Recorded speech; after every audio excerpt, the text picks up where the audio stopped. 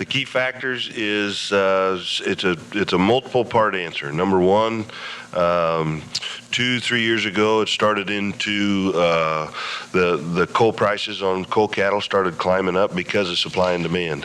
In that, feeder cattle prices also started to climb, so heifer retention fell to the wayside.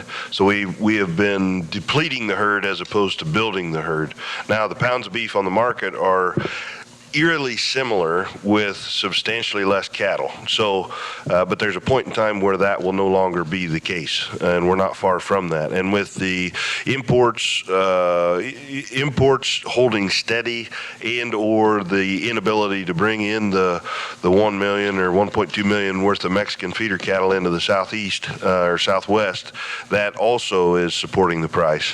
Another reason for the price of beef being so high is a lot of our export partners figured out how good it is.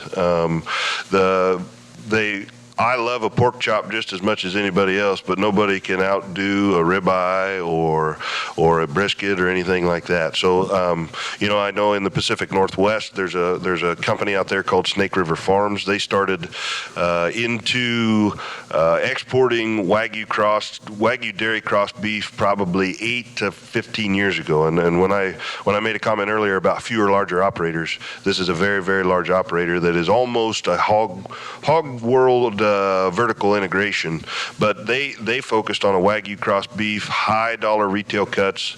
You can sell the grind in the U.S., which is a driver of all of this, but they will export all those high value cuts to Japan. Japan is a major market for extremely high marbled beef. The Asian market loves that.